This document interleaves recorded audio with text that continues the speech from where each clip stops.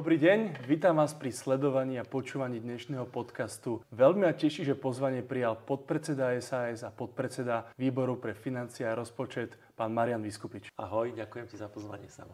Čau Maroš, ďakujem veľmi pekne, že si pozvanie prijal.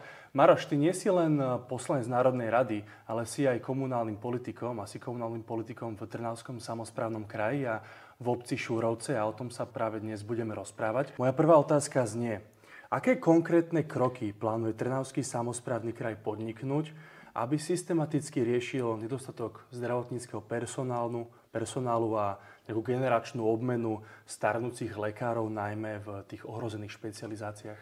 V Trnavskej župe máme jeden veľmi dobrý projekt, už nejaké roky nám beží, volá sa, že Zdravá župa, kde skutočne my ako župa proste máme, nazvime to, že svoje zdravotnícke zariadenie, svoje ambulancie, kde sa teda snažíme suplovať práve nedostatok tých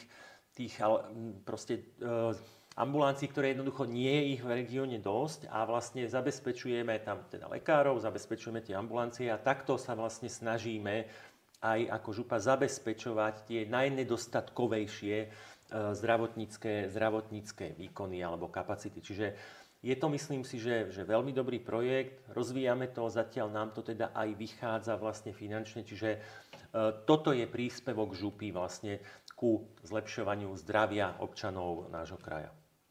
A financie sú vždy problém. Je tam nejaká možnosť čerpať eurofondy, alebo ak sa čerpajú sa efektívne? Áno, samozrejme, možnosť je. Čo sa týka eurofondov, tam nemáme nejakú veľkú históriu, uvidíme, ale ja by som povedal, že vždy treba robiť maximum, lebo ono sa to ľahko povie aj teraz. Áno, aj samosprávy chcú zvyšovať dane. No, zvyšovanie daní znamená, že obce budú mať príjmy, ale treba si povedať zase, že ono, kto to platí. Platia to ľudia. A to daňovo-odvodové zaťaženie Slovenska je už dnes veľmi vysoké.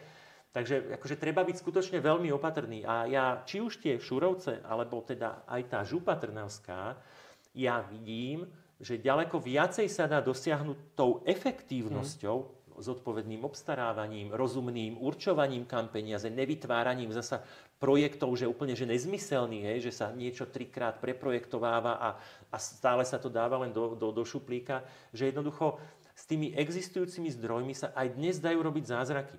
Len nesmie, či už primátor, starosta, župán, proste sedieť a plakať, že má málo financií. Kto len čaká na to, že bude mať viac zdrojov, ten nikdy nič nedosiahne. Vždy treba ten zdravý sedliacky rozum v tom, otočiť to každé jedno dostupné euro trikrát a urobiť za ňo maximum. Takže toto sa skutočne snažíme aj v našej obci, aj v župe, a toto vlastne je to, čo ja hovorím aj na úrovni štátu. Že už nemôže štát zvyšovať ďalšie dane, vytvárať ďalšie dane a potom nakoniec urobiť obstarávanie, kde na jednom obstarávaní sa minie o 122 miliónov viacej, ako by sa mohlo, ako teraz aktuálne spomínané tie nákupy počítačov. Takže takto dá sa robiť zázraky aj s dostupnými financiami. Ďalším dôležitou témou alebo dôležitým problémom je práve doprava. A ako ty hodnotíš kvalitu služieb mestskej dopravy a prímestskej dopravy medzi Trnavou a okolitými dedinami? Základ je samozrejme, že nemôžeme sa na mestskú či prímestskú dopravu v regiónoch, špeciálne napríklad teda v našom trnavskom regióne, pozerať takými, že bratislavskými očami. Hej. Tak ako v Bratislave skutočne MHDčka chodí každé 3, 4, 5 minút. Samozrejme, takéto niečo nie je schopné zabezpečiť ani mesto Trnava a samozrejme už vôbec nie kraj. Čiže vlastne tá prímestská doprava má zásadne teda vyššie také tie, ako nazvime to, že periódy, chodia každú pol hodinu, samozrejme do nejakých obcí každú hodinu, niekde aj menej. Ale čo je dôležité, teda samozrejme kraj zabezpečuje tú prímestskú dopravu. Je fajn to, že aj ten prímestský spoj vlastne zabezpečuje po tom meste, keď teda vychádza z Trnavy, povedzme, že od stanice, tak zabezpečuje aj akoby tú mestskú dopravu, takže prichádza tam k nejakýmto synergiám pozitívnym. No a robíme samozrejme všetko preto, aby tá dostupnosť aj tých posledných obcí bola čo najväčšia. Treba však jasne povedať, že toto je veľmi finančne náročná záležitosť. Predaj lístkov, alebo teda financie vybraté z predaja lístkov len veľmi z malej časti dokážu zabezpečiť tie potrebné náklady, čiže ono to vychádza 20, 25, určite menej ako 30%. nákladov dokáže sa teda vygenerovať predajom cestovných lístkov. Samozrejme celý zvyšok zabezpečuje župa, ako dopláca na dopravu, ale tu nerobme, že zásluha župy. Treba si vždy uvedomiť, že aj keď tie ceny lístkov sú relatívne nízke, celú tú zvyšnú sumu vlastne aj tak si doplácame my ako občania z našich daní, pretože keďže župa dopláca na dopravu, tak samozrejme to sú financie slovenských daňových poplatníkov, čiže občanov. Čiže aj tak toto treba vnímať. Ale teda myslím si, že fakt robíme maximum. Myslím si, že prevádzkovateľ, však nebudem hovoriť meno, nech nerobím reklamu, ale skutočne tie autobusy sú fakt relatívne nové, moderné, veľa z nich už má klimatizáciu a niektoré majú aj také tie ďalšie doplnkové služby a myslím si, že fajn, že tá kvalita cestovania je OK, dostupnosť, no v rámci možností, ale myslím si, že zabezpečujeme tú prímestskú dopravu relatívne dobre. Tá najväčšia výzva je skutočne mať tie peniaze na to. To je tým limitom, myslím si, že všetkých prímestských doprav na celom Slovensku. Ten pomer medzi tým, koľko financií je k dispozícii a aby za tie financie potom teda boli čo najlepšie, najefektívnejšie služby. Tak. Maroš, ty si liberál a aj pravičiar a rozumné hospodárenie ti je teda pri srdci, aj to máš ho v krvi. A chcel som teda spýtať, že ako dokáže teda Trnavský samosprávny kraj plánovať rozvoj regiónu, keď kvôli nepredvídateľným výpadkom v príjmoch z podielných daní nevie, koľko peňazí mu reálne ostane na školy, cesty či kultúru? Hej, no ja, áno, však venujem sa financiám aj na vlastne štátnej úrovni a som šéfom, predsedom finančnej komisie vlastne aj v Trnavskom samosprávnom kraji už druhé volebné obdobie. Poviem to, že čo sa týka týchto financií, ja fakt veľmi rád som a pôsobím vlastne na pôde Trnavského samosprávneho kraja, pretože máme tam základné nastavenie, ktoré je mi blízke, je županovi blízke a je to tak, ako by to malo byť. Proste by som to povedal, že skáčeme do výšky, do akej si vieme dovoliť. Alebo inak zakrývame sa takou perinou, na akú máme. Napríklad my rozpočty robíme vždy, tie výdavky rozpočtujeme o 5% nižšie, ako máme predpokladané príjmy. To znamená, že ak sa nám tie príjmy v rámci roka, a však boli rôzne zmeny, väčšinou samozrejme negatívne, vyvíjajú horšie ako plánované, tak vlastne pokiaľ je ten problém menej ako 5%, tak sme vlastne pripravení, pretože my sme výdavky naplánovali, narozpočtovali o 5% nižšej výške. Takže vlastne takáto, by som povedal, konzervatívnosť vo vynakladaní výdavkov nám vždy pomáha, aby sme sa bránili rôznym takýmto výkyvom.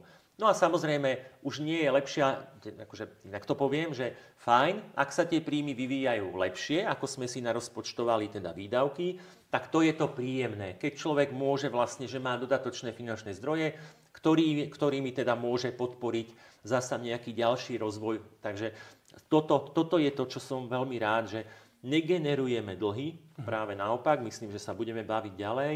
Snažíme sa rozpočtovo zodpovedne hospodáriť. Veľmi dávame pozor na to, aby to rozpočtové hospodárenie bolo teda nielen, že efektívne, ale ešte musí byť, lebo Trnavský kraj je veľmi špecifický vlastne regionálnym rozdelením. Máme juh, máme teda stred a potom vlastne to záhorie. A veľmi dávame pozor, aby na každý región išli porovnateľné zdroje tak, aby to celé sedelo. Práve preto, aby južný región nerozprával, že dopláca na záhorákov, alebo aby Senica napríklad nerozprávala, že a veď v Galante ten rozvoj robíte viacej. Čiže máme na to normálne rozdelenie z hľadiska percent a všetky projekty, všetky výdavky sa snažíme spravodlivo deliť medzi všetky regióny a tak zabezpečovať čo najplynulejší a najrovnomernejší rozvoj regiónu. Pri financiách by som ešte ostal a chcel by som sa ťa spýtať, že aká je teda aktuálna výška zadlženosti Trnavského samosprávneho kraja a aké hlavné faktory k nej prispeli? No a čo by mali poslanci robiť, aby sa hospodárilo zodpovednejšie, alebo si teraz spokojní s tým, ako práve fungujete v poslaneckom klube? Zasa vidím ten obrovský rozdiel, ako sa zadlžuje Slovensko na tej štátnej úrovni. Vidím, že napriek tomu, že aktuálni politici rozprávajú, že oni sanujú minulosť. Tá realita je tá, že dnes sa Slovensko zadlžuje dvojnásobnou rýchlosťou proste rýchlosťou takou, ako sa Slovensko nikdy nezadlžovalo a som presvedčený, že je to neudržateľné. Čiže na tejto úrovni vlastne celoštátnej je mi smutno z toho, ako sa hospodári. Práve naopak, na tej župe skutočne ukazujeme celý ten tím, ktorý sme tam županom počnúc, ja neviem, mnou ako poslancom, všetkými nami poslancami a samozrejme finančným odborom končiac, ukazujeme, že aj v ťažkých podmienkach sa to dá inak. Naše zadlženie je 44 miliónov, čo je cca tých 35% ročných bežných príjmov, inak dlh by mohol byť do 60, čiže sme výrazne pod tým limitom. A ešte, keď sa pozrieme historicky, my to zadlženie postupne znižujeme. Čiže i v takto ťažkých podmienkách, kde skutočne boli výrazné zásahy do príjmov samospráv, a teda tie príjmy sa nám fakt nevyvíjajú nejak, že by zásadne rástli, dokážeme naše hospodárenie zlepšovať, dokážeme, samozrejme, riešime aj kopu veci, aby sme aj to financovanie, ktoré externé máme, bolo za čo najvýhodnejších podmienok. Jednoducho, dá sa to. Trnavská župa je žijúci príklad toho, že nemusí byť len zadlžovať sa a stále väčšie dlhy a stále viac platiť na úrokoch. Ide to aj opačne, je to o práci, hovorím, celého toho župného tímu a fakt som rád, že som toho súčasťou a mi to ukazuje, že dá sa to, že nie je to, že nie je možné, že fakt je situácia zlá, príjmov je málo. Vždy treba vychádzať, príjmy sú, aké sú a treba na tej strane výdavkov vlastne fakt sa zakrývať tou perinou, na akú máme a proste takto to celé riešiť. A navzdory všetkému, že tých peňazí nie je toľko, koľko by sme si predstavovali, že samozrejme tých výdavkov, tých pripravených projektov, ktoré máme pripravené, ale nevieme ich zaplatiť, je stále veľa. Som presvedčený, že v rámci tých dostupných možností robíme všetko preto, že ten kraj sa rozvíja, že ľudia cítia, že sa cesty opravujú, že nakoniec aj tá zdravotná dostupnosť sa zlepšuje, že financujeme školy, urobili sme aj ťažké rozhodnutia, vrátane spájania škôl, aby boli finančne efektívnejšie. Som presvedčený, že ľudia cítia a vidia, že ten kraj sa rozvíja. To ma veľmi teší, nakoľko sme aj na pôde liberálneho pravicového domu, tak ma veľmi teší, že aj vy, poslanci župného zastupiteľstva, ste takí stredopraví a rozpočtovo zodpovední. Chcel by som sa spýtať, lebo ďalším veľkým problémom na globálnej úrovni celého Slovenska je problém regionálnych rozdielov. Sú veľké rozdiely medzi východným Slovenskom a západným Slovenskom a takisto sú aj nejaké podobné tieto problémy aj v Trnavskom samosprávnom kraji. A chcel by som sa spýtať, že aké konkrétne kroky plánuje Trnavský samosprávny kraj podniknúť na vyrovnanie tých regionálnych rozdielov medzi západnou časťou kraja, Trnava, Hlohovec, Piešťany a medzi tým južnou časťou, ako je Dunajská Streda a Galanta. Áno, častokrát sa to podceňuje, ale to, že vlastne namiesto jedného Slovenska máme akoby dve, ktorých vývoj je diametrálne iný, že teda Bratislava a okolie, povedzme vrátane tej Trnavy sa výrazne rozvíja, áno, fungujú tu zamestnávateľia, rastú nám tu platy, zamestnanosť nie je problém, skôr opačne, problém je nedostatok zamestnancov. A potom ten východ a ešte najhoršie možno juhovýchod vlastne Slovenska, kde teda je stále aj nezamestnanosť vysoká a ten rozvoj tam teda skôr ani nie je rozvoj, ale skôr regresia. Takže toto je obrovský problém a ja som presvedčený, že práve toto, že namiesto jedného Slovenska máme dve, jedno relatívne fungujúce a druhé proste akoby smerujúce k zániku, bude v najbližšom období jeden z najzásadnejších problémov Slovenska. No, ako ho vyriešiť? Samozrejme, a ideme sa baviť k župe, že samozrejme nevyrieši Trnavská župa problémy Slovenska, ale všade je nejaká župa a všade samozrejme aj tá župa musí robiť všetko preto, aby ten jej región sa rozvíjal porovnateľne a funkčne. Už som v podstate spomenul, že my na toto dávame extrémne pozor. A to aj preto, že Trnavský región nie je historicky, že nejaký homogénny. Proste Trnavský kraj vznikol vlastne ako taký prstenec okolo vlastne Bratislavského kraja a spája sa, alebo teda skladá sa teda zo Záhoria, hej, potom z takej tej centrálnej časti, proste povedzme, že Trnavsko, Piešťansko, Hlohovecko a potom tá južná časť, okres Galanta, okres Dunajská Streda a proste skutočne to sú regióny, ktoré akoby nič nespájalo.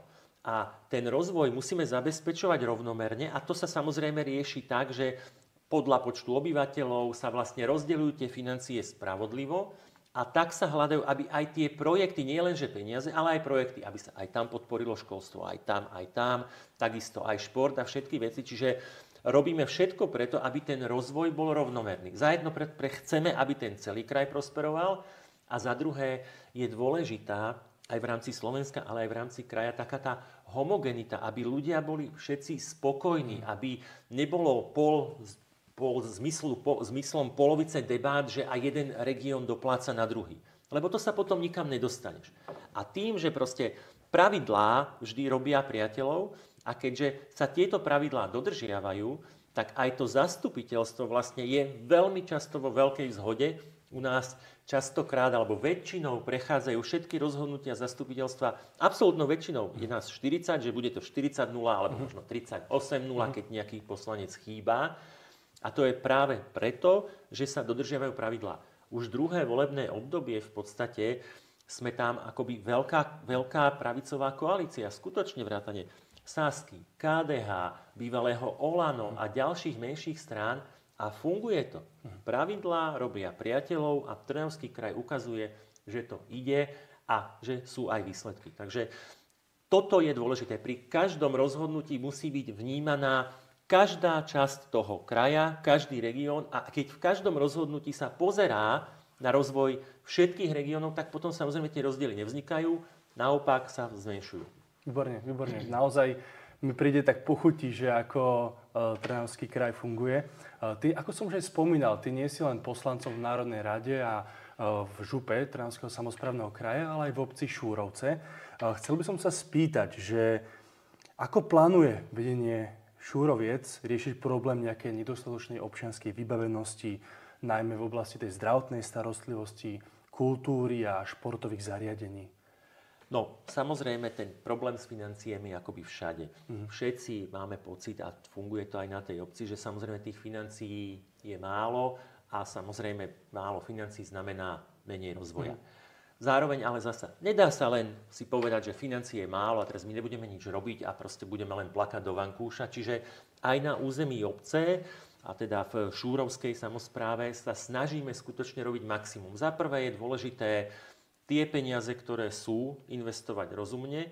A ďalšia vec je, a špeciálne v malých obciach, je dôležité, aby sme robili všetko preto, aby sme sa uchádzali o nejaké externé zdroje. Či už je to plán obnovy a odolnosti, alebo teda aj nejaké európske peniaze, alebo aj rôzne dotácie, ktoré sú poskytované ministerstvami. Takže myslím si, že špeciálne v tomto volebnom období trochu aj tlačíme pani starostku ako poslanci, aby sme jednoducho boli pripravení. Teraz vlastne sa uchádzame a verím, že to je na veľmi dobrej ceste, budem aj klopať, už čakáme na schválenie ministerstva, ideme stavať zdravotné stredisko. To znamená, máme projekt, máme vysporiadaný pozemok, máme potrebné našu časť finančných zdrojov alokované, takže vlastne čakáme na schválenie ministerstva, následne samozrejme teda na nenávratnú dotáciu a začneme stavať. Čiže a toto je veľmi veľký problém aktuálny Šúroviec, že nemáme zodpovedajúce zdravotné stredisko. Mali sme, to bol kedysi, budem trošku teraz taký obšírnejší, kedysi to bol vlastne obecný úrad, potom roky sme to mali ako teda zdravotné stredisko, kde teda bol aj detský lekár, aj dospelácky. Ale v podstate už sme sa dostali do situácie, kedy nám to hygiena zavrela, pretože už to nespĺňalo tie pravidlá, ktoré malo. Takže ideme do toho, riešime zdravotné stredisko a verím, že sa nám to teda z externých zdrojov plánu obnovy odolnosti podarí postaviť. Takže to je jedna vec. Ďalšia vec, naša obec historicky proste nemá telocvičňu. Už môj otec bol Šurován a trénovali vlastne a cvičili vlastne len vonku. Aj ja som celý život Šurovčan. A bohužiaľ aj ja si pamätám, celú základku sme samozrejme telocvičňu nemali. Dnes už tretia generácia, už môj syn vlastne chodí v Šúrovciach do školy na základku. Bohužiaľ stále nie je telocvičňa. Takže tuto sa skutočne ako poslanci snažíme, aby sa aj toto po desiatkách rokov zmenilo. Takže dnes sme v stave, kedy si obstarávame projekt telocvične, takisto už máme vysporiadaný pozemok, máme umiestnenú stavbu, čiže všetky tieto zložité veci máme. Za chvíľku už budeme mať schválený, alebo teda vypracovaný projekt, máme na neho samozrejme peniaze a budeme zasa robiť všetko preto, aby sme sa skúsili do nejakej z týchto víziev dostať, aby sme získali externé zdroje na stavbu telocvične. Pretože bohužiaľ tá situácia je taká, že obec nikdy ani v horizonte viacerých rokov nie sme schopní vygenerovať toľko zdrojov, aby sme si dokázali postaviť telocvičňu za vlastné, akoby obecné zdroje. Takže, ale dôležité je to, že šťastie je práve pripravený. Viete, tu jednoducho sú rôzne výzvy, dá sa všetko, ale ono to nie je, že len čakať na výzvu. Treba byť pripravený, treba mať pozemok, treba ho mať vysporiadaný, treba mať umiestnenú stavbu, treba mať projekt a potom sme schopní uspieť projekte. Čiže toto všetko sme teraz urobili v tomto volebnom období a uvidíme, ako to bude. Ja pevne verím, že sa dožijem toho času, kedy skutočne budeme mať aj v našej obci konečne telocvičňu. A to sa zasa nezdá, veď to sú ďalšie plusy. Veď keď je telocvičňa, dá sa už športovať aj v zime. Nie len deti, ale aj dospelí. Samozrejme šport vedie k väčšiemu zdraviu, k zdravšiemu spôsobu života. Takže, a samozrejme pomáha aj rozvoju obce. Takže všetky tieto veci sa pomaly hýbu. Takisto sa snažíme aj v tej obci ako zastupiteľstvo, aj ako starosta robiť všetko, aby sme dokázali využiť akýkoľvek vlastne externý zdroj a teda posúvali tú vec dopredu. Ešte jeden projekt spomeniem. Zasa sa nám podarilo získať dotáciu z ministerstva školstva na opravu. Ono to boli bývalé dielne na základnej škole, chceme z toho spraviť akoby 2 odborné učebne, takže napríklad tam robíme teraz. A tiež prichádza k spájaniu prostriedkov. Tú stavbu sme zasanovali, lebo už tiež to bolo staršie, zatekalo tam, takže z obecných zdrojov sme opravili strechu, aby sme teda zastabilizovali tú budovu. Teraz sa nám podarilo získať tie peniaze a už teda to dokončí sa oprava, spraví sa vlastne všetko vnútro vonkajšok a budeme mať ďalšie 2 odborné učebne, tak aby naše decká zasa mohli mať kvalitnejšiu výučbu. Takže fakt v rámci možností, ktoré máme, robíme, čo sa dá. Hovorí Marián Viskupič, poslanec Národnej rady, komunálny politik a poslanec v obci Šurovce. Ďakujem veľmi pekne. Ďakujem ti pekne za príjemnú debatu, takisto zdravím všetkých, ktorí to dopozerali až doteraz. Pekný deň všetkým. Ďakujem pekne.